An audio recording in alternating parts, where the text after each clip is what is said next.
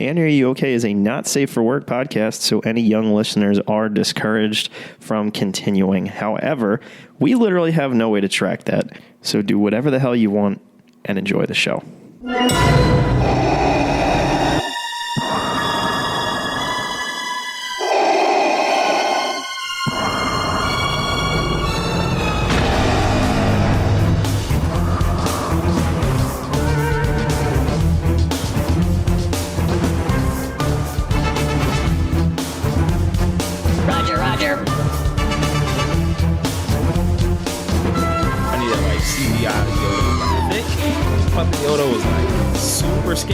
And I was like, am I supposed to think that this is the same person? Even though I obviously know it was Frank Oz, so I but right, because you know, in like the original release of episode 1, it was the puppet. It was the puppet Yoda, like pretty much the same puppet Yoda from like the original trilogy. And I was like, shouldn't he look younger? Like he looks older, if anything. Like, they made his hair like a little less gray. Yeah, but then when they did like in that puppet version, yeah, but then when they did CGI thicker Yoda, like which like obviously like I got used to and they needed to for episode 3, I was into for him to actually like get it in with the saber fight. But I always just found it funny that they didn't make it's like CGI, like you control what this looks like, and there was like there was no effort to make them look alike. It was like a totally different person. But it's, I mean, he does look pretty different. Yeah, there's an. You know, it's funny because I think as we were growing up, there was the whole, you know, the DVD era, like, was very big for us in our formative years. And then the transition to Blu-ray happened, and not everyone had a Blu-ray player, but they re-released Star Wars as Blu-rays. And that's when they made the change for like a bunch of things that like I didn't know about because I wasn't watching the Blu-ray versions. Like George had adjusted the films again, so I didn't know that they replaced CGI or Puppet Yoda in episode 1 with CGI Yoda until Siebes and I went to see the Phantom Menace in 3D. Hey. like 10 years after that Blu-ray had come out. So that was my first, and I was like, oh, I like this update. Yeah, no, it 1000% was like a Mandela effect thing, because like I didn't realize that it wasn't the same too until like later in life, and I was just like, oh shit, like it is a different Yoda. Like, yeah, this stood up for it. They went back and fixed it for episode 1. I definitely never really paid much attention to that. Listen, I'm gonna be honest. I know that George has made a lot of changes to like the original trilogy throughout the years. That's one for me that, as like someone who enjoys the prequels, it makes all 3 of those films feel a little more cohesive, if I'm being completely honest. Oh yeah, doing the switch, like, because they don't look alike. Like, Puppet Yoda and CGI Yoda. But I like that they brought Puppet Yoda back in the sequel trilogy, because it's like, it obviously post dates the original, and like he looks older. Like, but what is this, like having him doing that switch the first time was, in hindsight now, is just like, yeah, that was an interesting choice to like make him look completely different than the puppet. Like, because Puppet Yoda looks like Kermit the Frog. CGI Yoda looks like Sid off Bad Batch. That's pretty good. It's pretty good. Speaking of people who look different, I think I look a little different right now because my eyes are barely open since we're recording this in the morning, Matt. But you're listening to Are You Okay? A Star Wars podcast. A Star Wars podcast. I am your co-hostess with the most hostess cupcakes. Yeah. Okay. Anyways, I'm Mikey C. Mikey Two Shoes as the Rogue Only Matthew Porter, aka Matty Ice, likes to call me. That is your name in my phone. Darth Plagueis the Rewise. I still haven't come up with a Be Kind Rewind type thing yet, so maybe submit some choices for me to use. That would be fun. Be Kind Rewise. Yeah, because you can't be like be Kai's Rewise, right? I got you, bro. I got you. Okay. The master naming things. I'm here. Be Mind Rewise. Be Mind Rewise. Rewise. All right, we'll see if it sticks. Let's see if it sticks. We'll play around with it. But the Rogue One, the Rogue Only, as I said, Matthew Porter, the Smack Talker Skywalker, the Broby One Kenobi, the Mace Windu dude himself, How are you feeling today? Good? You ready to talk some Star Wars? I'm feeling good, brother. These list episodes are cursed episodes.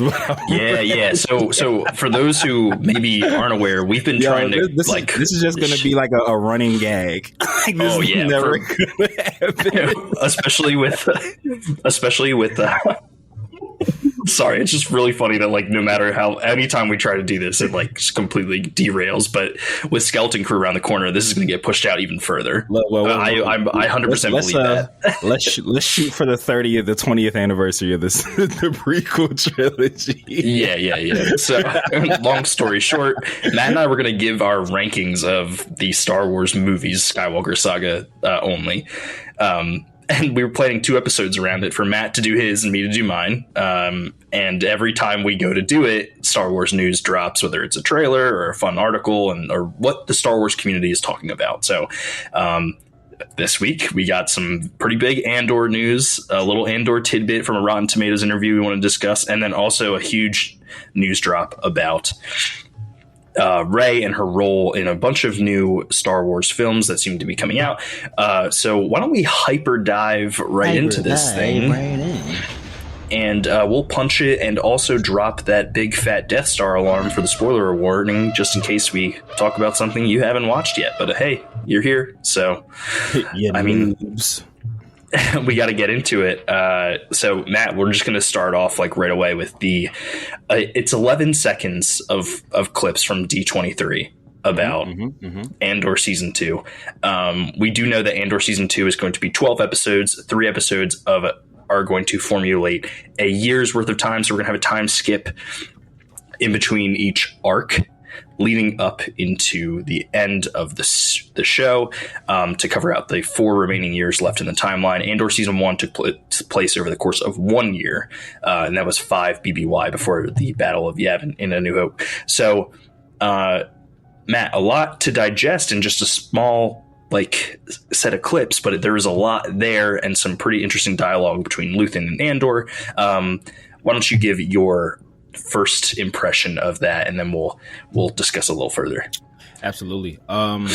One, super excited that the Andor World Tour is going to return. Super excited. I will not. I wonder if I'll be traveling because I feel like. For those who don't know, Matt and I used to do another Star Wars show on a YouTube channel that we're not going to talk about here. But I was in a different state every single time we recorded, just by happenstance. So literally every week at a different wedding, so, recording out of hotel rooms. The commitment to the brand. The commitment. Absolutely. To the brand. But during the Andor World Tour, I would say often, I wouldn't even call it a critique, just something that I felt was extremely noticeable, and I'm sure that it was done intentionally. Cassian, as we see him in Rogue One, temper-wise or tonally, is essentially actually very different. He's very confident, very sure of himself, a lot more militant than what we've seen in season 1 of Andor. And a thing that I would always say is I'm waiting for what that moment is that gets him to drink the Kool-Aid, to buy in, because he was very this ain't my problem about the rebellion in season 1 until it started to affect him and he started to get more into it. And then even at the end of season 1, he bought in, but he wasn't one of the leaders of the rebellion. He was just a cog in the machine, a spoke on the wheel. So to see this 11-second, just the 11 seconds, and this speaks a lot to Diego Luna's portrayal. He felt like the movie Andor in this trailer for me. His discernment, his stance, how he was speaking. He felt very sure of himself. He was kind of meek, a little in season 1, especially when speaking with Lucian or our guy whose name for some reason just flew right out of my head. Forrest Whitaker's character. Damn. Saw Gerrera. Yes, my boy. Yeah. Anytime he was talking to kind of more established characters, it kind of seemed like he was the lesser of the two, but he was more sure-footed, more sure of himself, in this 11 seconds. And again, it's just 11 seconds, but I'm excited to see that journey for Andor. And I didn't know that it was covering multiple years in this one season, so that was breaking news for me. So I'm super excited about that. I just kind of thought that season 2 would obviously lead up into the movie because they said that, but I figured there was less time between season 1 and the movie than what I realized, which actually makes a lot of sense to what my concern was, because I thought season 1 was a lot closer to the movie, and I was just like, oh, he's just gonna wake up a leader one day. That feels like a rushed character not arc. the case. Yeah, so definitely gonna be a prolonged thing going on. So I'm extremely happy about that, because that was just gonna be me kind of just accepting, like, all right, yeah, we got to develop a character. We only have so many episodes to do it. Let's just go through it. But I'm very happy to learn that there's going to be increments of time throughout the season to help him grow. It's definitely one of those things that I feel is important for this show to show him becoming a leader, because you hit the nail on the head there. He bought in at the end, but how does he become one of these people who's willing to lay down everything for the cause? Because he was very like, not my problem. He, don't get me wrong, he was living in acts of rebellion just because he was trying to like make a quick buck or find freedom for himself. And then the death of Marva definitely pushes him over the edge. But he's also seeing what happened on Narkina 5. Really, I think is what kind of like showed him it's time to take on the Empire, because if we don't start now, like we never will. Right. And there's a lot in those clips. The foot of the Empire feels like it's pressing down harder on others. And that's one of those things where it's like, you kind of also see it in Rebels. It's like these acts of rebellion are scaring the Empire to a point where they are flexing their authority more. But without the acts of rebellion, the Empire's clutches on everybody else are not exactly, they wouldn't be getting seen the way that they are in order to get more people to enlist in the cause. So in a lot of ways, I feel like it's pushing forward Nemec's like manifesto. And like, every act of rebellion is showing the true colors of the Empire and how they're authoritarian. They're keeping you down, but like the only way to move forward is to continue to rebel against it, to make sure that they don't maintain this power over you. And I think we'll see that, but we'll also see Cassian start to lead others and be that example for others moving forward. One thing that I thought was notably missing from that 11-second like batch of clips, no Mon Mothma. And we know she's going to have quite a big storyline. I think that they're doing that on purpose. I think that they know that some of the deeper cuts, and certainly her story was just, her story along with some other characters is just as compelling, but we know that Cassian and Mon Mothma are kind of the only ones that are really going to make it out to Rogue One. That's a good one. That is something in and of itself that should really start to, if you like these characters, that's great. But they all have targets on their back, all of them. And I would not be surprised if we lose one almost every episode or every arc going into the movie. Big facts. Because that's obviously something that I've thought about but didn't think about until you just said it. Just with the characters that we know aren't in Rogue One or show up ever again in Star Wars.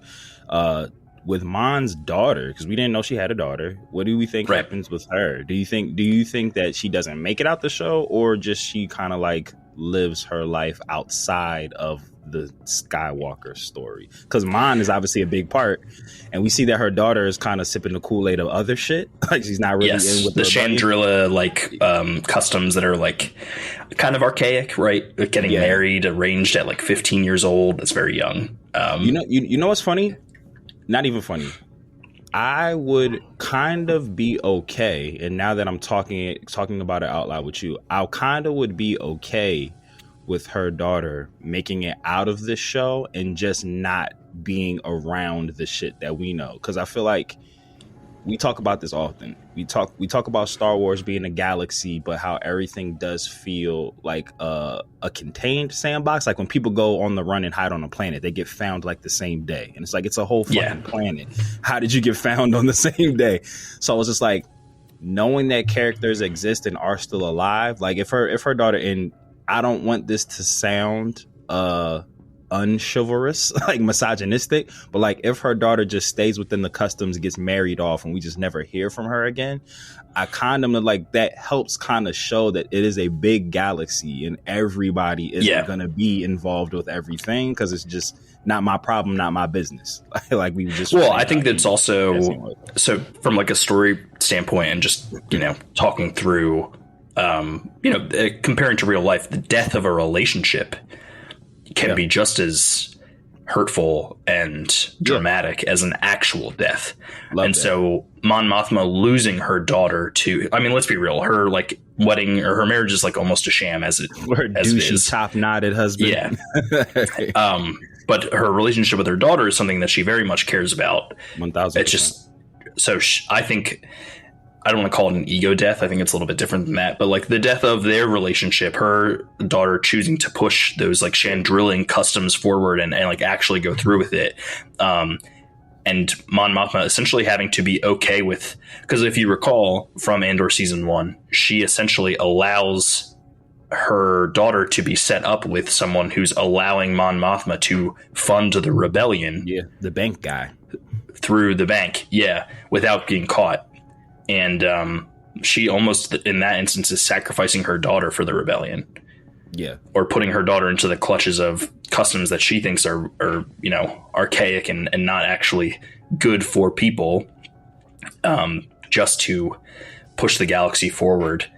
So there's aspects there that I think are like, it's Mon's story is going to be very interesting in terms of like how much self-sacrifices does it also is. You're not just in some cases sacrificing yourself. I think that's also one of the things that makes this show so compelling, is that like Mon Mothma is also sacrificing her daughter's future for the rebellion. Some dark things need to be done in order to push freedom forward. What Dr. Strange like say in the grand calculus of the multiverse. But yeah, no, but I like that a lot. I would love a scene. You kind of sold me. I would love a scene where her daughter like kind of have like a falling out, and she just kind of like goes on to live her life. But because I feel like a reoccurring conversation that me and you all always have is like, as we're starting to like, we're running out of time between the sequel trilogy and the original trilogy, that they need to like fill in the gaps to kind of explain why a lot of these heavy hitters weren't involved with trying to take down the First Order.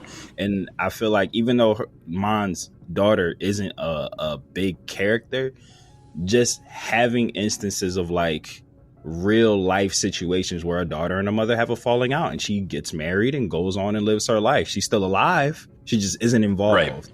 Like, I feel like that kind of sets up a kind of point of realism in Star Wars that would help people accept like, oh, all right, I understand why Grogu wasn't involved. It's a big galaxy. They were just out there doing other things. I understand why, the Bad Batch, who was old as shit, or if still alive, like by the time the sequel trilogy like comes along, like, oh, okay, it's a big galaxy. They weren't around Exegol. Like that wasn't the next exit. Space for them. Right? So yeah, just I feel like this show could inadvertently help the fan base come to terms with a lot of the characters that we know and love not having been involved in the sequel trilogy, and it not having to be like a plot hole or like, oh, that was bad creative, why didn't you bring this person back? They would certainly help. And so like, yeah, like I said, just using Mon as like a way to show like, hey, some of these people just chose to live their life. Like, right. Like the being in the shit just wasn't worth it for them. Like they had other goals for themselves. Like they were just, this kind of ties into, if Star Wars did all this on purpose, either we're just really good at this and they need to just bring us in, which they need to do, or someone in that writer's room like has their nerd eye open. Even Omega telling Hunter at the end of Bad Batch, like, hey, you had your fight. Like, it's our turn now. You guys rest. Right. Like, if a lot it's of our time. It's our time down it's here. It's our time down here. This is my wish. I feel like we quote that scene all the time. And the sad part is like, I know, like, I feel like I associate it more with like random like Family Guy and American Dad as opposed to the Goonies. Than I do the Goonies, yeah. I say it so much, I just associate it with past times I've said it more than I associate it with the Goonies. But if they're using like these kind of like familial moments just to set up a space in Star Wars in which people can just choose to not be involved, which like I said does kind of give it a sense of realism. Like Andor wasn't buying into the dogma or the Mothma. He wasn't buying into the Mothma of the rebellion. Name of this episode. Buying into the Mothma. Buying into the Mothma, yeah. But so like Andor wasn't buying in. So he just was like kind of existing in his own space until he got sucked into the bullshit. So like creating a space where that being the reason why we didn't see some people, I feel like solves a lot of problems and like keeps you from having to like force a reason for them not being involved, which I feel like that was a big fear of ours before. Like, you know, like, oh, they have to come up with a good reason why this person wasn't here. And it could just be like, fuck, nah, our people, they just over on Tantalore doing their thing. Yeah. they're out here trying to help people like escape in a different way. Like, you know, so I would love to see that actually take place where they just have a conversation or an argument and her daughter's just like, yeah, fuck you, mom. I'm out of here. And you just never see her again. It's like, oh yeah, she didn't die. She didn't have to die. She just Magic view of the rebellion. Right. Note from a Jedi. When did you become Yiddish?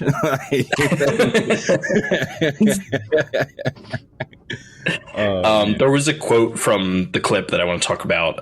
Luthen says to Andor, "You're thinking like a thief," and Andor says back to him, "I'm thinking like a soldier." And then he says, "I need you to start thinking like a leader."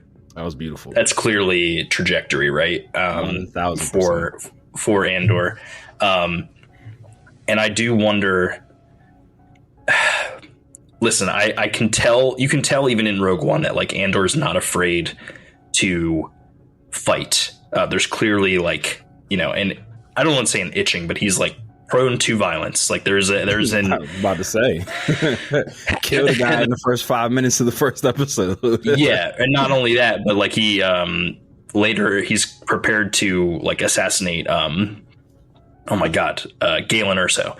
Yep. So there's clearly some inclinations there, but he has to start rallying people, right? He can't just kill your problems away. So I hope that they dive into that a little more. The Emperor. I know, right? So I wonder if maybe he will kill somebody that could have been extremely helpful and maybe saving someone he cares about throughout the series, like so he knows that like to make life seem a little like life's a little more precious. Maybe that is something that will reverberate through to Rogue One, where like when he chooses not to kill Galen for a certain reason, you know, obviously I think he's like he develops some feelings for Jyn there, or he's relating to Jyn in a way where it's like, I'm not going to kill her dad, which also maybe his feelings about Marva in some ways like influence that, you know. We'll see the full picture when we eventually get there. But I do think that there's some interesting implications. Luthen, who I have been speculating is an undercover Jedi, is not in much of the clips. He obviously is, but you see him kind of like in his getup from the end of season 1. So I'm wondering if that is maybe early on. How long do you think we'll have him for the show? Or do you think he's one of the characters that will die earlier on, or do you think? Going back to what we were just talking about, I could see a world in which he just kind of like, this is your fight now. This is your fight. I disagree heavily with that. I don't think that would happen, but just going back to, I'm just using that as a point to say, like, you know, I feel like they might create a space where you don't have to kill everybody off. Like Luthen's a bad example, but just saying like, just when we would always talk about certain characters, we were just like, oh, like, yeah, they need a reason as to why they're not there anymore. And right, like, yeah, not necessarily, but yeah, Luthen, I would love for him to be. I mean, it just speaks. We always crack the joke about the ineffectiveness of Order 66. We keep getting more Jedi's that made it out, and we know about like the path and everything. Hey, man, 90% ain't bad though. I mean, when your goal is complete extinction, 99% is a failure. Like, true. This is true. But if there were 10,000 Jedi and 1,000 happened to survive, it's still pretty effective. And look what happened. One Jedi was enough to end the Empire. Like literally just the one took down the Empire, like, with a lucky shot. But no, I hold that Skarsgård family in such high regard. So I don't know if death is what I would want to see. Maybe it's because I just like that character so much. He's fantastic. He's definitely top 2 for me in that show. Yeah. So here's the thing that'd be funny. Not funny, but an interesting way to knock him off. Could you see a world where like he maybe like sacrifices himself, like in terms of like prisoner way, as opposed to like a physical death, like sacrifice himself so the team could get away, and like he just never gets off that first Death Star. He's like a prisoner of war that happens to be a casualty of them blowing that bitch up. Because I would imagine, if I had to think about it, this is your main base of evilness. There had to have been some prisoners. On board. That's a really interesting take, Matt. I don't think so. I truly think that to have the show be as emotionally impactful as possible, you kill him, right? But it would be pretty fucking dark if there were some people who were in prison there. That's what I'm saying. Because you know what it is? I feel like Luthen, you know, I again, this is why I love talking to you, because I shit starts to rattle around in my head as we're speaking. I feel like he's the predictable, easy death. Like he's like the easy character. He's the easy character to kill off, to pull at your heartstrings. And I sometimes, I would consider myself a bit of a savant when it comes to, you know, like plot and story. I don't always like the easy way out of situations and stories, because like in one way out. Yeah, one way. Sorry. One of us. But it's just like, and I don't want anyone who's like a professional writer or anybody involved in Lucasfilm to like take this as like a dig, but like when you do the thing, sometimes predictable is the right thing to do, because it's like, you've taken me on this ride, I'm waiting for the payoff, manja. But like sometimes it kind of feels like lazy writing. Like, oh yeah, of course you would kill him off. Like, you know, like Cassian's like quote, not moral compass, but his rebellious compass. Like, you know, his father figure and all this. Of course you would kill him off. He lost his mom, his sisters. You know, he's at a rebellious 7 right now. We're gonna have to push that up to a 9. Exactly. I know. Kill Luthen. Yeah, and that's kind of how I feel about it. Which, so I'm in agreement with you. That does seem like that's the likely path for him to, like, you know, do the big play. Like, what Steve Rogers say to Tony Stark? He was like, "Are you the guy to do to make the sacrifice play?" Sacrifice play. Yeah. So like that's like the easy thing to do, which I'm not always the biggest fan of easy. Like we talk about Marvel and Disney, like they set shit next to each other. It's like, oh, Disney's gonna Disney. That's our favorite thing to say here. So it's like, I could see that being, and that's probably what's gonna be. But it's like, I would like it to be. I would like a more creative, just like how we're talking about how we would love creative ways for them to explain why certain people didn't get involved. I don't want just the reason that people aren't there. It's because they died. They died. Yeah. Yeah. No, sacrifices need to have meaning. There is an aspect of, this is something they did really well in The Walking Dead, I think. Just to like give a comparison here, but that's a perfect comparison. They kill off sometimes, quite well. Right, and the people sometimes. They do the whole, like, we're going to give this person an episode because the send-off here is supposed to be meaningful and, like, they're going to propel other people forward. And then there are just times where people just die, right? Like people are they're just going to kick the bucket. And it's also a reality of wartime. And I think it's safe to say at this point, even though the rebellion's not an open warfare with the Empire, there are things that are happening that or got to build up to that point, and I think there are going to be some casualties along the way. There, like, for example, I know he's a very small part, but the person who's like, I don't know if they're like a junk dealer, but they're like working on holy shit, I'm blanking so hard. Oh, Ferrex. He's like a junk dealer, and his dad gets taken in by the Empire and tortured, and he gets killed, and he's the one who ends up throwing that like pipe bomb in the final episode, and he escapes with like the rest of them.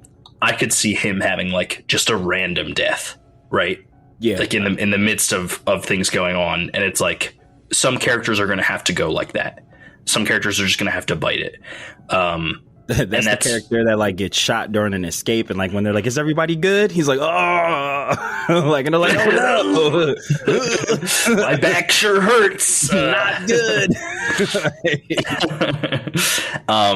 So I think that there's roles like that, like to show the reality of war. There's people who need to die to propel other characters forward, and I would say I'm gonna like listen. Maybe prediction time right now. Luthen dying is on my list. I can't remember her name, but the girl who is it Bix? Bix, the Bix. One who gets tortured. I think Bix is going to be one of those characters for Cassian that really drives that forward. And then for Mon Mothma, I think there's another set of characters that are going to die. Her cousin, who is in love with oh my gosh. You know, I ain't the name man. I know. I really should have had like my Rolodex here to flip through. The space lesbians are gonna die, and I think that's gonna push Mon forward because her cousin's one of them. We love space lesbians here. We do. That's our thing. Shout outs to our favorite space lesbian, Latinx Barbie, Yali, all caps. all caps. She's a bit under the weather right now, so sending her well wishes. Yeah, some well wishes. Well wishes. Feel better. That whole household needs some well wishes. So we're sending them to great karma. Yeah. Just shower over that. Yeah, house. We're just pushing it over there. May the force be with you. By 1 second.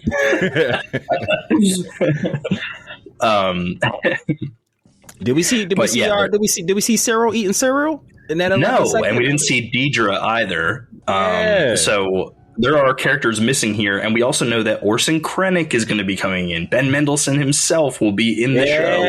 In what capacity, we don't know. Another thing, that's very exciting. We're also hopefully going to see Cassian start his friendship with K2SO. I don't want to be dropped into an arc of the show and be like, oh, K2's here now. No, I need to see this play out on screen.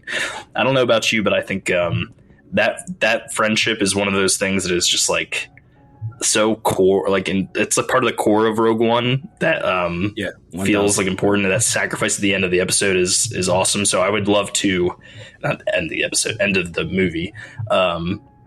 I guess all Star Wars movies are episodes, though, aren't they? In a way. I see what you did there. So random, but not random. Just in regards to Ben Mendelsohn, and I feel like that we've in somewhere that can be seen or listened to somewhere, we've like given him his props. The fact that he has like an extremely thick Australian accent blows my mind all the time. And I know like actors do this, but like with him, like when I didn't know that he was Talos from Captain Marvel or like the Captain Marvel. Oh, really? TV. Okay. Yeah, I knew by the time the show had came out, Secret Wars. By the time the show had came out, I knew it was him like after the movie, but I thought he was putting on a voice for that character, but that's more actually closer to his how he actual speaks. Accent. Yeah, and that blew my mind. It's like a thick Australian accent. So it's like not like Crocodile Dundee, or like Steve Irwin, but it is like real like peanut butter. There's that super fun clip that goes around every once in a while of like Ben Mendelsohn and a bunch of different. Oh, you wouldn't tell the cops, would you, mate? Yeah, you wouldn't do that, would you, mate? Oh, yeah, you wouldn't tell the Empire, would you, mate? And we'd be building the Death Star out by Geonosis, would you, mate? I'm just like, this shit is so stupid, but it makes me laugh every time. I'm 100% watching it after we finish recording. Look, I know as soon as you said there's a clip of that, I knew exactly which one you were talking about. Because he's like, I forgot, he's in the Dark Knight at some point too, right? So he's like, oh, wouldn't tell the cops about that, would you, mate? Yeah, Bane chokes him out. Which total red. I always felt that scene was, I called bullshit just a tad bit, because like in that scene in The Dark Knight where Bane like puts his hand on the shoulder and he's like, "Do you feel like you're in control?" And then he like grabs him by the face and kills him. How he was able to let out a scream with his mouth being covered, like, I'll never. That part gets. That's asking the real questions here. Yeah, because he grabs Rogue One. Yeah, he grabs his face, like grabs him by the mouth and starts squeezing, and then you cut away, and then you hear his character scream, and then he dies. Like he dies off screen, but it's just like, how did he scream? His mouth was getting covered. But I digress. No one can hear you in space, Matt. You're right. You're right. I know that they weren't in space. Unless it's the Death Star exploding and then the vacuum in space does produce sound. I was going to say, unless it's Star Wars in general, in which case the vacuum in space always produces sound. Does nothing but gives you sound. Yeah. Could you imagine all my favorite sounds in Star Wars happen to be in space? Seismic charges, TIE fighter screams. Could you imagine like a space accurate Star Wars where like everything that happens in space is muted? It'd be so boring. Like you only get the sounds like when you're in the cockpits, but then when you go outside it's just silence. No. I don't like it. I don't like it. I feel like there probably exists a YouTube video out there where they took the sound out of space out just to see, just to give it, or just like they do that and also muffle the like John Williams score. Yeah. Hey, it's just the pilots going. They're doing their own sound effects. Yeah.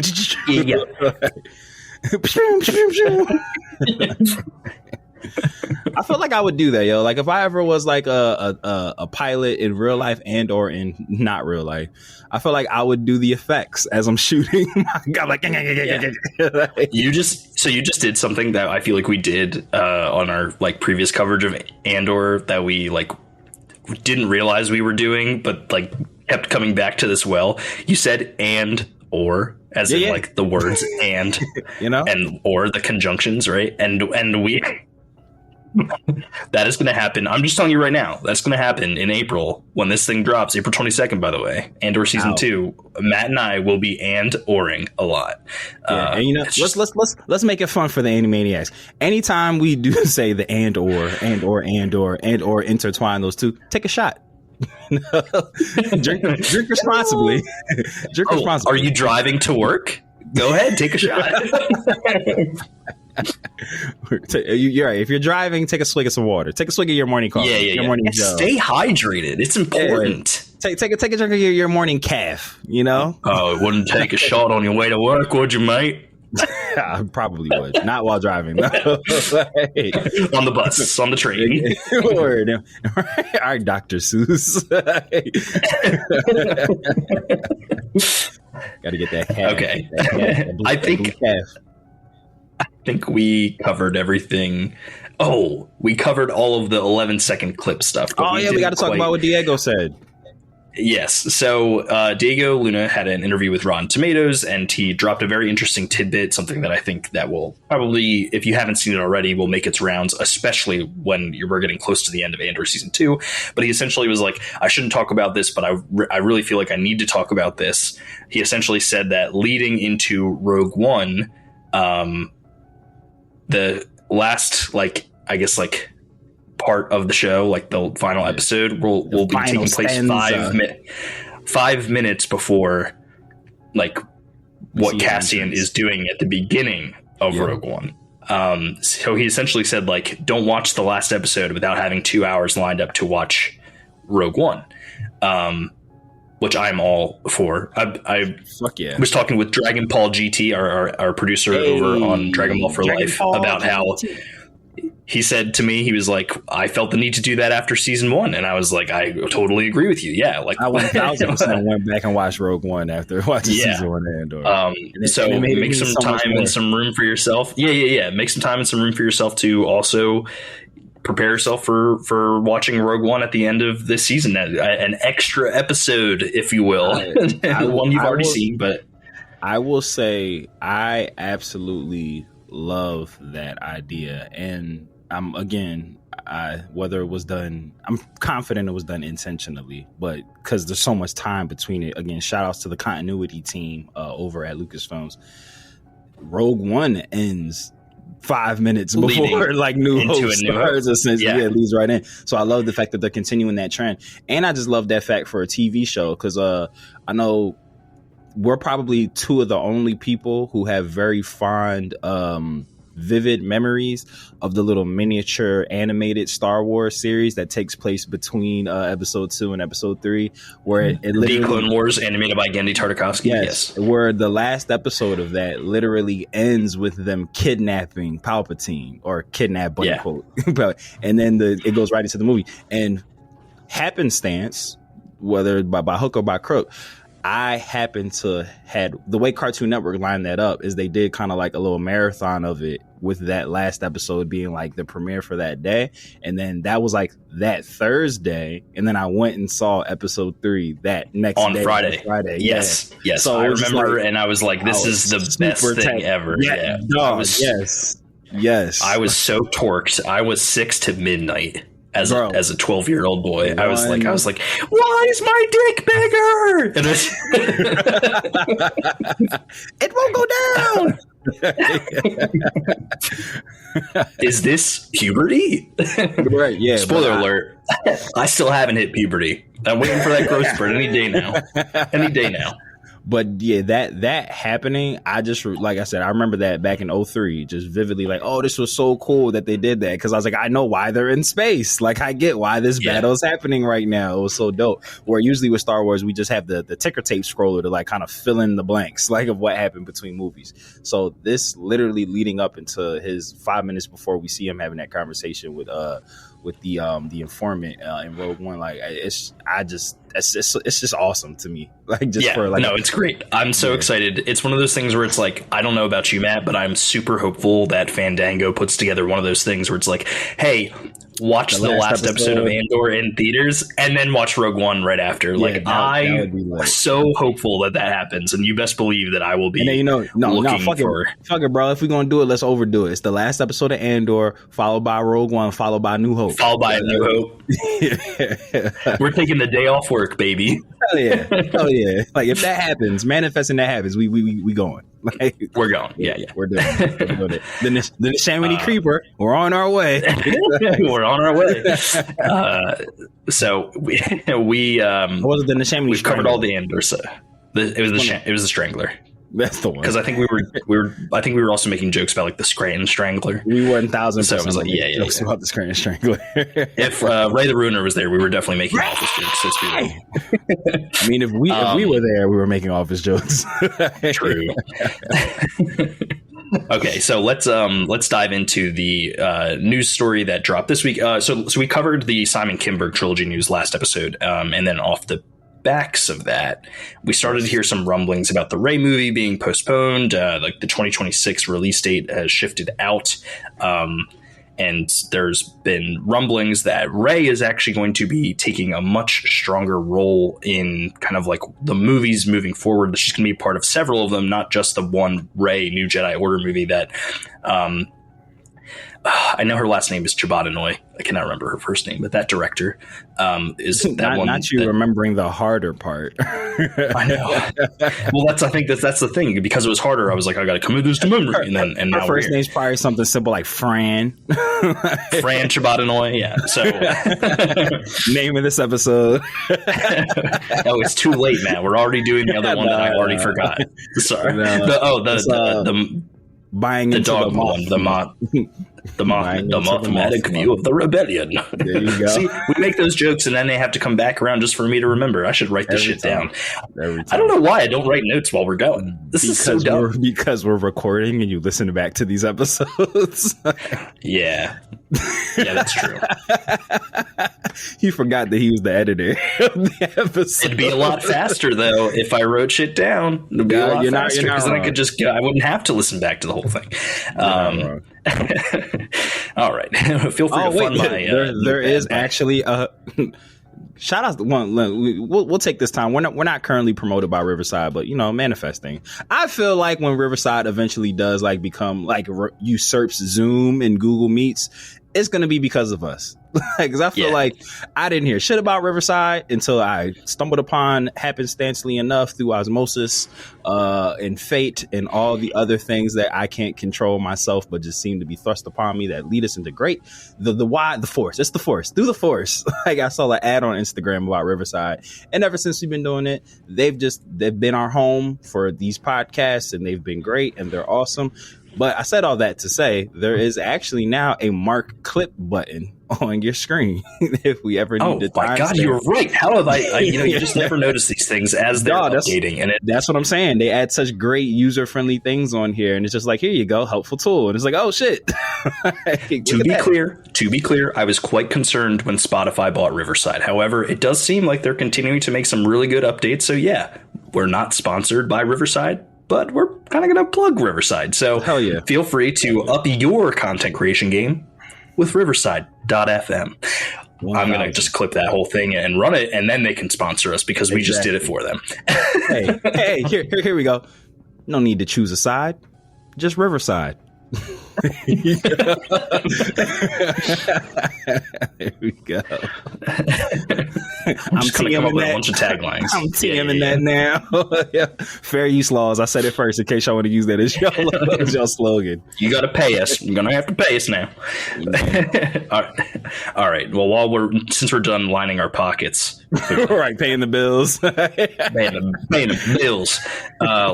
Let's continue on this Rey tangent here. So, I know you said you were interested in my thoughts. So if you don't mind, I'm going to let you know how I feel about Rey's increased involvement, and then we'll kind of go over your stuff, and then we'll close this bad boy out because that's what we do here. That's just what we do here. Friends become enemies. Underscore friends. Watch my dick bigger. I feel like I need you to clip that sound bite. We just need to reuse it every now. Drop on the board, just every now and again. Yeah. Anytime we get excited about something, that needs to be the sound. It's what the not safe for work disclaimer's for. Yeah, that's what it's for. You're right. So we're telling people to take shots on their way to work. Oh yeah, that was maybe not our brightest moment, but that's okay. We preferenced it. We said make some calf. Yeah. Hydrate yourself. But okay, so I think the extra Rey involvement is a good thing. And now, hear me out.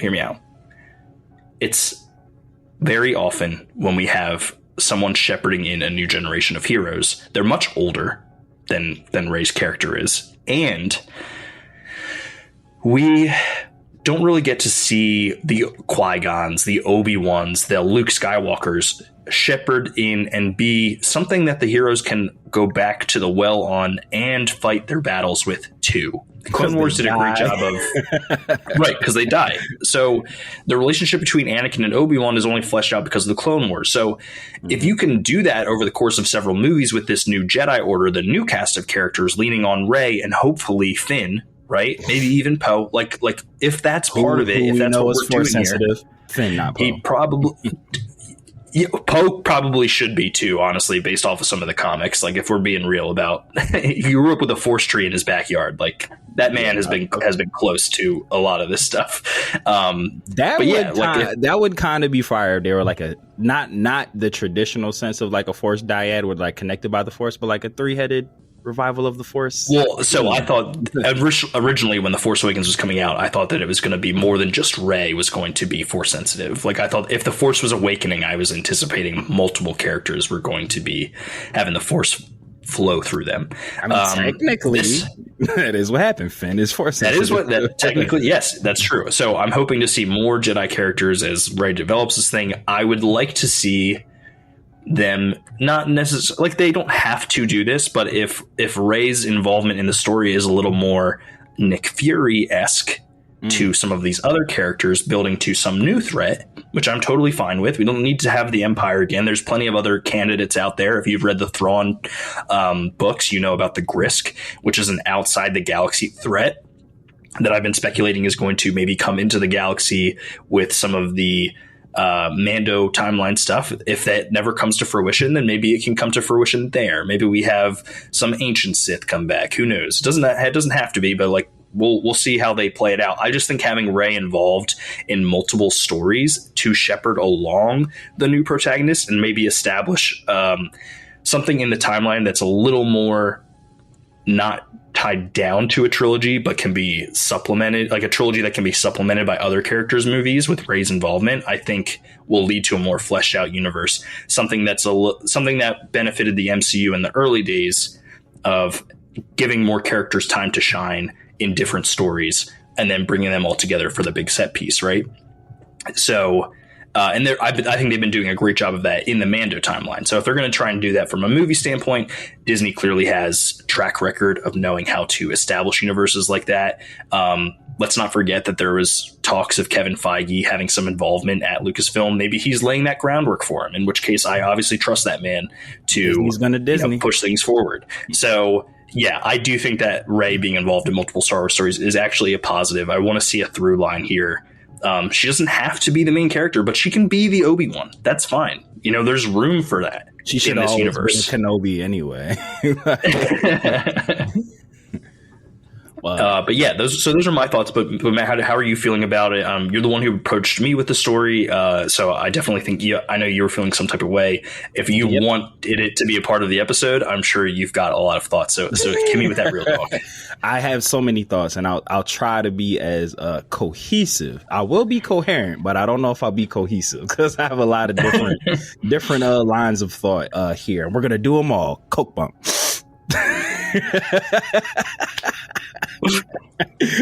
We're off the rails with this episode. Just snorting lines off your mic like that, dude. Come on, this is an audio podcast. They don't know. It's my line of thought.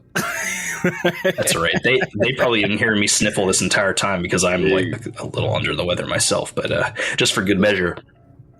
There you go. All right, I'm ready. My man. He said just one bump. Just one bump. It won't kill you. It will kill you. Don't do drugs. Like, not those. Drugs are bad. Okay. All right. So I found this interesting. Again, I am, as a non-practicing Buddhist agnostic Jew, I love when like divine intervention or like universal interference takes place. And I just found it quite cathartic and humorous that, a day or so after me and you had this exact conversation as to like wanting my personal want of this next trilogy to be far away from the Skywalker saga. And I had asked you the question like, hey, if they were to have a bridge character, who would you be okay with that being? And you very astutely said Grogu, because you could then have the story be way far down the line and Grogu still be a valid player, which I loved that idea. So first thing, I'm not mad at it being Rey because of Rey. One, I love Daisy Ridley. I am fond of the character Rey. I enjoy her. She was one of the things. Rey, Finn, and Poe are one of the things that I enjoyed about the sequel trilogy. Absolutely. The casting, top notch. Love their relationship from a character standpoint. Yeah.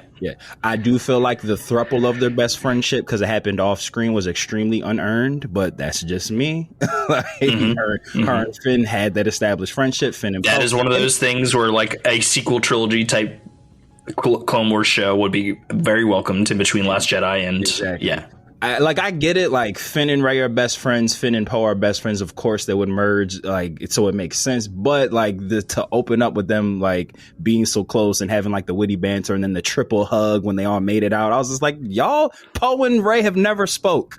Like literally have shared no scenes together essentially. Like, but that's fine.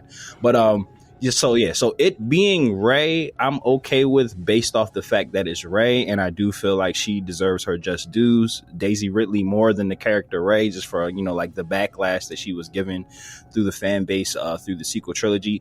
But I hate the fact that it's Rey, because that means that we're directly following up from the Skywalker saga, which then leads me to believe that you can't have Rey without having Finn. At least I think you'd be doing you'd be doing more of an injustice to the character of Finn to not include him in these movies, and John Boyega as an actor. Go ahead. Yeah, the only reason I would be okay with him not being in it is if John Boyega himself said he didn't want to return, because I want Correct. John Boyega to have autonomy. I don't want him coming back just because they're and he said that. He said, he said, I'm not going back there just to come back. It would have to make sense. It would have to be Finn and it would have to be Finn actually being given great treatment, instead of being show. So it's just I don't see how you could have a Rey movie with her being, all right. So let me, again, told you I was going to be all over the place. So let me backtrack one more step. I'm okay with it. I'm okay with it being Rey because I like the character of Rey. I'm totally fine with her being the Obi-Wan of the scenario because it doesn't make her the focal point, but it still does, have the tie. But again, because it's Rey and Rey's a human, that means that it has to take place not long after the sequel trilogy, which was my greatest fear because I feel like Star Wars, if you're close to the Skywalker timeline, it's going to fall into the Skywalker timeline because that's all that we've ever known.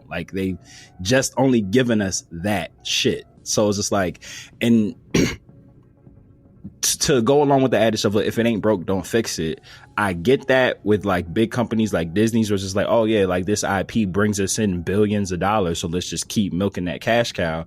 But as an actual fan of this shit, I feel and the sourness that the sequel trilogy left in my mouth, I feel we've gotten a great bookend with the Skywalker saga. I'm just ready to do other shit, and I feel having Rey in there it gives me fears that they're gonna quote unquote try to do new things all right, here's where we go. My fear is that the only newness of this sequel trilogy now that Rey's involved is just going to be the cast. It's gonna exist entirely in the Skywalker saga of things, but it'll just be a new batch of characters experience going. I think you can avoid that by using new characters and establishing a new threat that the Jedi have to face off against. So Rey is shepherding along what is going to essentially be our new episodes 1, 2, and 3 for whatever saga is to come. That to me is fine, right? I said, I would rather do that. And I think I think that's the plan. It has to, because they rely a little too much on nostalgia. So but I think the fans are open for something new. And I think the other thing is let's just hope this isn't a learning from, or something that they're misreading from the Acolyte. A lot of people really enjoy the Acolyte, and it was completely new while also being very, very much closely tied to the prequel era, even though it was the High Republic technically. But I hope they don't take the weird review bombing, go woke, go broke type people's into consideration here, because if you do that, then you'll never leave the Skywalker saga, and right? That's my fear. And I want to embrace new characters, but that doesn't mean that I'm opposed to having some older characters show up. If, let's say, for example, it was even just 100, this will probably be 10 years down the timeline, but let's say it was 100 years down the timeline and Chewbacca's still around. I'm not going to be fucking upset at that. I'm not going to be upset at R2-D2 showing up because droids can be around for a really long time. Yes, would I like there to be more new stuff, new characters for me to latch onto, and then we really explore that type of thing? Fine. But if we're going to shepherd them in with some familiar faces, that to me is what I was kind of hoping for with the sequel trilogy. It just didn't quite leave. It was almost like it didn't leave the hangar, right? Everyone boarded the flight and we're all ready to go. They stayed in their comfort zone. Exactly. I need them to break through their comfort zone if we're going to have this happen. So I hear your apprehension. I definitely understand your worries and your concerns. I would say that I share them, but I'm so tired of not being hopeful that we're going to be getting some good shit on the horizon. And so I'm going to continue to maintain that air of positivity around it. And, hopefully we come away from this being wow, I'm so glad that they used Rey as a through line, as opposed to being this really damaged the launch point for some of these other characters. Yeah, no, you just said it perfectly. I don't have an issue with nostalgia if it's treated like a nostalgia, like, oh yeah, this is familiar, I'm warm, I'm safe here. But like to have the nostalgia be the storyline, I'm over that. That is what I'm tired of Star Wars, like leaning on the security. And again, like I get it, it's a business decision, like, hey, these people have made us billions, why would we then totally switch it up? But it's just like even with the Rey movie, and I could totally be wrong, I read that article basically as the Rey movie being shelved, and this is what they're giving in her in place of that. Like, hey, we're now ushering, because I just find it interesting that when we talked about this a week ago or 2 weeks ago, whenever it was, we talked about this last episode, like the two things that we knew were that the Rey movie was in a bit of a production purgatory, and that this new trilogy was going to be completely different. Those were the two things that we knew. Now this week, the Rey movie might be getting shelved, and she's now going to be a very big part of this new trilogy moving forward. So it seems that they kind of condensed everything, which is what like made my anxiety spark. Because with the Rey movie and that story being about her building a new order, that is a very contained story. So it's like it can be in the Skywalker saga because it's going to focus mainly on her as a teacher wherever she decided to set up camp, and it's going to be about her rebuilding the order. That for me felt like it could have been a movie version of Kenobi. Yes, Kenobi happened literally in the thick of the Star Wars that we know at its height, but he was doing all new shit and telling a new story that we never knew happened and establishing that relationship with Leia. So it was the nostalgia of familiar faces on an all new adventure, which I'm cool with. It's the same faces on the same adventure that I have the issue, or no, it's the new faces on the same adventure that I have the problem with. Same faces on the new adventure I'm cool with. You don't want it to rhyme to a fault. You want it to rhyme to continue you're fine with some thematic things being the same, just like it is 1,000%. Like, you know, and that's the thing where it's like, I do feel like we're maybe in for some interesting differences here, right? Because we're used to the mentor figure dying in the first episode. If the plan is to have Rey be a through line, then we're not losing our mentor in the first episode. They're an active role in the story. That to me is exciting. You know what I want? I feel like this will speak to your soul. It went one movie too long. Shouldn't have been a trilogy. Should have just been a two. But I liked how Lord of the Rings did The Hobbit. Like, it gave us Gandalf. It gave us a different actor playing Bilbo. And obviously, those of us who are like Lord of the Rings nerds have already like seen so many different versions of the Hobbit Bilbo story. So it's just like a live action version of the cartoon shit that we all grew up with. But like how they handled that was they gave us like little Sauron teases. You know, Saruman was in there, you know, Gandalf was there, Bilbo was there, but Legolas was there. It gave us familiar faces doing a whole new thing. Like, it was all new shit. So I was okay with that because it's like, and it was a prequel. So like it gave us the little teasers of like shit that we know was going to happen in Lord of the Rings. And I was okay with that. Star Wars, again, like I feel like it just does the opposite. Like, Force Awakens is my favorite of the sequel trilogy. I feel like that was the one that was done the best. A lot of people feel that way. And that actually is one of my favorite Star Wars movies when we finally get to the list. I guess high up there on the list. But a big point of contention with that was that like it almost mirrors New Hope beat for beat. It's almost the same movie to an extent, which is like it deviates on different places. But like thematically, it is almost the same exact movie, which a lot of people had like took exception to. It's just like, oh, you're just redoing the original trilogy with new faces. I see why people say that. I don't necessarily feel that way about the movie specifically, but it's the returning of the same tropes in Star Wars that like, I was like, all right, guys, let's switch it up. And like, again, not to beat the dead horse, but like you said, it could only be but so many years removed from the sequel trilogy because, you know, Daisy Ridley isn't old. Like, and yet they could do like prosthetic things with her. They're not going to make her a full old woman. Like, they're not going to she'll age enough naturally by the time this movie comes out to exactly. It'll exactly. Yeah. But to go along with your point, if they're gonna do it, I would like to see her be like a Gandalf, like actually exist through the 3 movies, like to help usher in like you said, we don't ever get to see that in Star Wars, like in the movies where the mentor actually mentors. Like they give them a couple life lessons in the first movie, and then their relationship gets severed. Like, they show up as a ghost maybe to help them out, but other than that, like exactly. So that would be something new that I'd be like, ooh, fresh change of pace. Like the mentor actually helps and watches the mentee grow.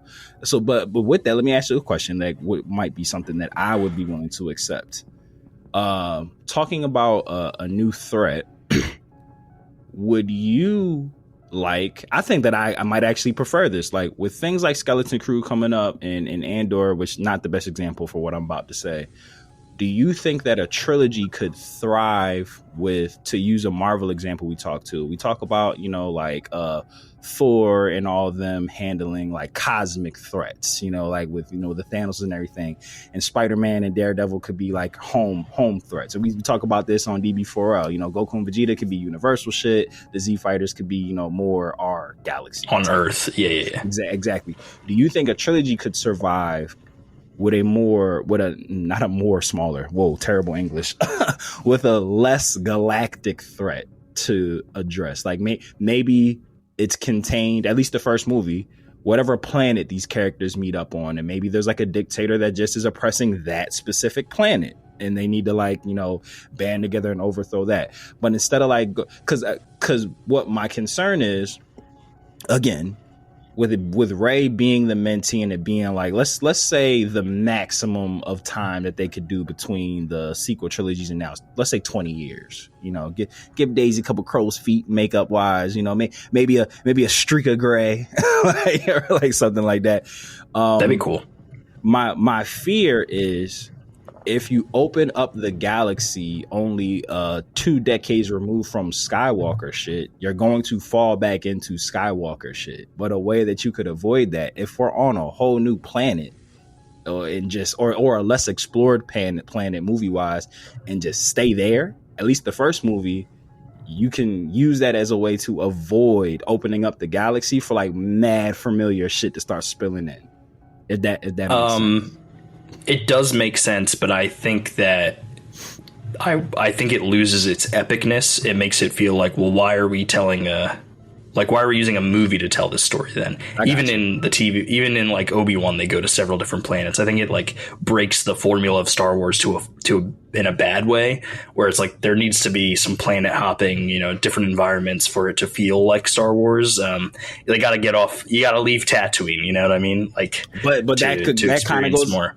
But that could break a Star Wars trope that we've talked about. They make planets feel like small towns. Like they don't treat them like whole planets. Like we could have. I'm not saying that one planet couldn't be a bigger set piece. Like I'm just saying that if I think it would make everything feel a little too small in some ways. I got you.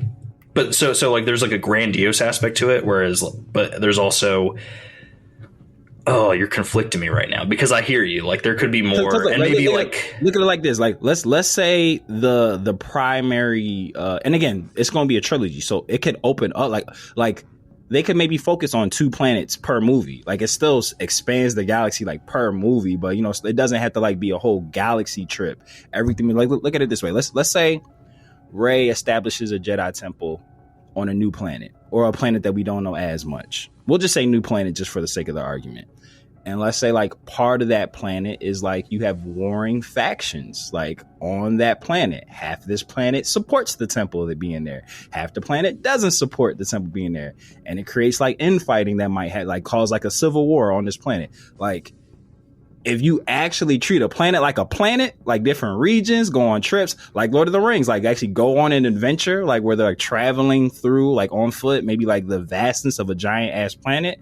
I feel like that is a way to still keep the scale active, but still keep it somewhat contained. But like you just said, it is Star Wars. So like you do have to go into space at some point. So I'm not saying that you're wrong by any means. Like that would still be to me a compelling and interesting story. But I also think we have to look at the state of the galaxy. And I think this might help you kind of like come off this point, if or feel a little more comfortable with us, like kind of like venturing out to the rest of the galaxy. Lay it on me, Daddy-o. Keep in mind, at the end of Rise of Skywalker, the New Republic is gone. The Resistance was a fleet of citizens. It wasn't an actual like militarized force, and the Empire is now gone. So who assumes control within that vacuum, right? Maybe the Jedi are needed in multiple different places, and that is forcing the journey to go from planet to planet, uncovering like a deeper threat and bigger story. Not an empire again, hopefully. Something more creative. I think that's the biggest thing, right? Like the new threat has to be something completely new. And whether it has some ties to the Sith or something like that, I think that's okay, but it needs to not, we can't have stormtroopers again. No, you know what I mean? Like, and that's, and I guess like that's perfectly summed up. My fear is if they start to explore the galaxy, they're not going to be able to help themselves but from revisiting familiar shit that's out there in the galaxy. Like they're like, oh hey, let's go back to Tatooine, let's go back to Jakku, like let's do this, that, and the third. Going back to again, like you're doing a disservice, and I feel like it's wildly disrespectful. Like you said, unless John Boyega doesn't want to come back, like to have Rey be a central part of this story and not have her two best friends at least appear in the movie, but then that goes back to me being afraid that they're going to fall back into their comfort zone. Like, oh, hey, we have these three characters that everybody knows. We know what they do. We don't have to build them up. We can focus on other characters, but familiar sandbox. Go play. Yeah. Yeah. You know, it would be fun. Like when I just heard you say just about like pretty much all the controlling factors are gone, like all the government institutions don't exist anymore. You know, it'd be cool. I feel like it would be a total turning Star Wars on its head, not making the Jedis the villains. That would be wild. It'd just be the Sith. But like you said, the universe is in a state of influx. Nobody's in control. It doesn't necessarily have to be pandemonium, but it can be like a lot of uncertainty. Like, oh, who's going to lead us? Like, who? Well, it's like kind of like the galaxy is now the Wild Wild West. Yes. What if that's the story? What if the new threat is a resistance group? Maybe a radicalized resistance group that doesn't want the Jedi to become in charge again. I really like that idea. Yeah. So they're like I think we've all done this as Star Wars fans. What if I were to make a trilogy, right? I think outlawing the Force and demonizing Force users is something that Star Wars hasn't quite explored yet outside of like Order 66 is clearly the Sith trying to just destroy the Jedi. But if you were to have everyday citizens be like more like scared, Order didn't stick. Good job, Matt. Thank you. If you were to have everyday citizens be scared to the point where and a new governing body be like, all of our wars have been like essentially we've been puppeteered by these people who have like stronger powers, like no more, like we're not allowing like the Jedi or the Sith to practice, like that to me would be a compelling story in and of itself. You could do kind of like a Civil War, a Captain America Civil War-esque type thing, like, hey, like us the downtrodden people have been casualties of this Jedi Sith war for so long. Right. We finally got away from that. Nobody's in charge. Maybe there's like a big groundswell of people saying like, oh, like the Jedi know what to do. They've been here before. Let's just let them run the shit. And then you got like this. And then the other side of it where it's like the Jedi and the Sith have been using us as pawns in their war. Yeah. Exactly. No, I like that idea a lot. And I think it'd be super interesting. All you need is like a Luthen type character who would like be like the voice of the people who like, nah, like the Jedi have fucked us over. Like they're not the protectors of peace. Like they started this war. like no, like that. I feel like that would be a awesome. I'm like fearful to put this out into the world, but in my made up trilogy in my head, son.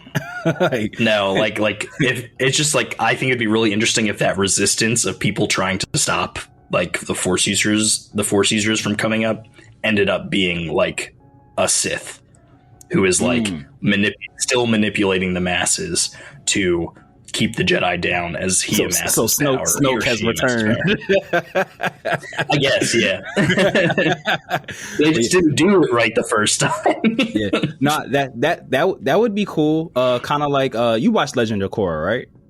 Avatar, like the Amon storyline. Yes, yeah, like the Amon storyline. Like he was like, an anti-bender who was a bender, like type of situation. Mm-hmm. Like I'd be cool with that. Like I would like that if it was like that, but like maybe it's not. Maybe it was somebody who came up force sensitive at a time like where there wasn't Sith and Jedi, so like they don't have an allegiance to like either side. It's just kind of like a free shit. Maybe it was that little boy with the broom. He's like, yeah, y'all motherfuckers forgot about me. Like, Broom kid. Broom kid grew up jilted and bitter. Like, that they left his ass on Canto Bite, like, sleeping up fucking horse shit. He's like, but yeah, I think that'd be a really cool story. Like, it's like, Fathier shit. You're actually. Right. Look, they don't have me here for the names. Yeah, but I think that would be like a really awesome way that you could like still have familiar tropes, but like turn the story like on its head. Like me and you again, which is why I feel like we're such good friends. Like we relate to a lot of shit that a lot of moments in time that people didn't appreciate. We appreciated. We've talked about off mic and on mic, like Agents of S.H.I.E.L.D. was a fucking dumpster fire of a show until they integrated that Winter Soldier storyline and just totally flipped the show on its head. Like, and it was like, oh, this is like one of the best things I've ever seen in my life, bro. So like doing something like that where you have like all these familial aspects of Star Wars, but like turning it around, like having like the Jedi be the like no, like having like that story be told like, hey, like of like in Civil War, like yeah, the Avengers are cool and all, but look at all the havoc they fucking wreak every time they're trying to quote unquote save the planet. Like people have died, like buildings have been destroyed. Like yeah, like this whole war that these peacemakers haven't been very peaceful and they've caused all this bullshit throughout the galaxy. Why the fuck would we let them be in charge again? Like, nope, not having that. And that could coincide directly with like Rey trying to rebuild the order. Like a lot of people are like, hell no, we won't go. like no force, baby. I think that'd be an awesome story to tell. I feel like that you could have a group of ragtag kids. One of them might be force sensitive. One of them could be one of the kids. It could be all students of Rey's school. You know, or maybe just one of them at Rey's school. Maybe the school gets attacked and they have to like go on the run, like by this radicalized group. Like, and that's like them like on the run trying to build up their forces, you know, or whatever it may be. Figure out like who the head of the group is. And like I said, having like a charismatic Luthen-esque speaker be like the head of it, which I would be fine either way. If it's just like a normal person who's just fed up with maybe their, you know, parent worked at, you know, near the temple and got caught up in Order 66, or like, you know, like whatever it may be, like the siege of Canto Bite, whatever, like Broom Kid, like whatever it may be. But yeah, like I said, it's what you said did kind of give me a bit more peace that like all the structures of Star Wars don't exist anymore as of the sequel trilogy. So it's just like I just wouldn't want them to be like, all right, let's start rebuilding it for the new one. Let's start putting it back, unless that's the problem. Like, which is kind of like a meta commentary. That could be the problem, right? Yeah, it is. It is a meta commentary. It's kind of like a meta commentary. Like, hey, let's try to put back all these things that Star Wars fans are familiar with, and then have like the people in the movie like, nah, fuck that. We don't want that old shit. Like, bad things happen when it's like this. So I feel like we just wrote the new trilogy, bro. Like, come get us. Just come get us. Just come get us. I'm right here. I'd rather work for you than what I'm doing right now. I just marked that clip so that way if this new trilogy plot leaks and it's that, like, we know where to come back to. Like, we know who to press charges on. Just we won't sue you if you employ us. Just bring us into the story group. You know, make everyone richer for the journey. Friends become enemies, enemies become friends. Podcasters become friends. No, but I mean, podcasters become plotcasters, baby. Oh, there we go. I'm here for it. Sign me up. But I mean, at the end of the day, it's more Star Wars shit. So I'm only gonna complain, but so much.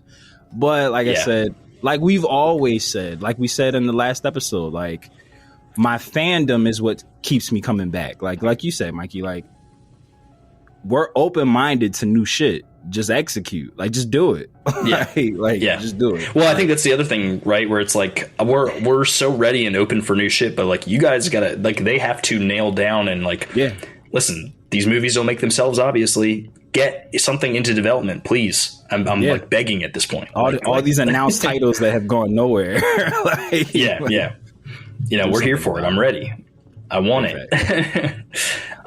Well, that has been our discussion for today, Matt. I just want to let everyone know that, you know, we're probably going to be a little less active on Twitter now that things have kind of like really soured over there with their new terms of service update. I am over on Blue Sky under Mikey the Illest.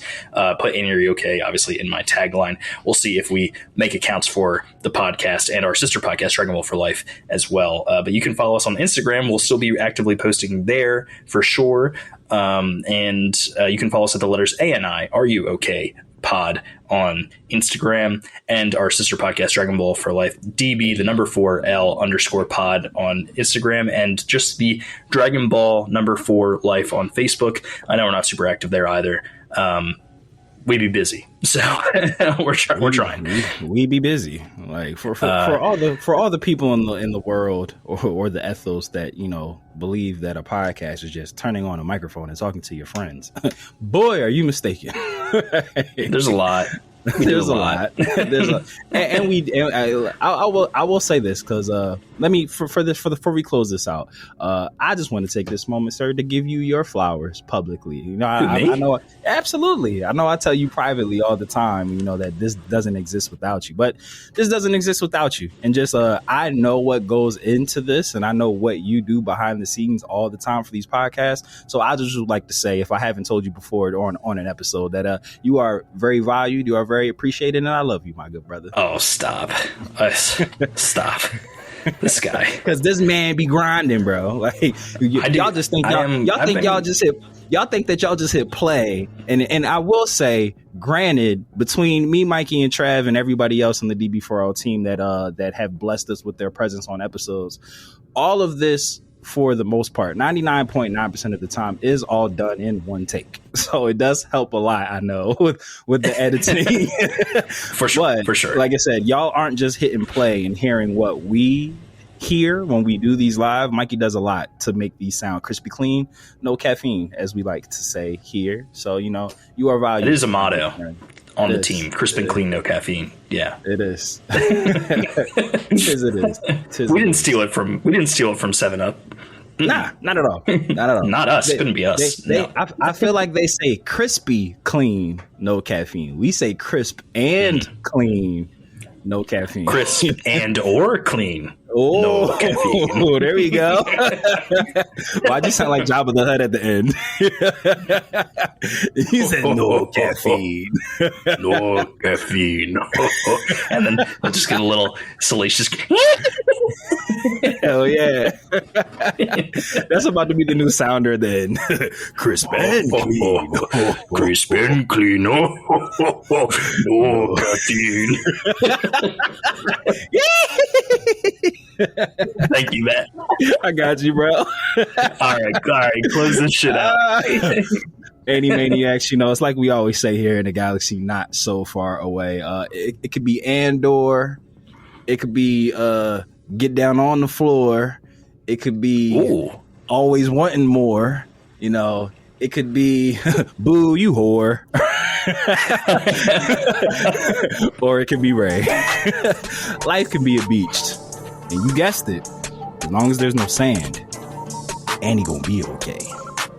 Be okay. May the force be with you, Matt. And with you. Later, nerds. Deuces.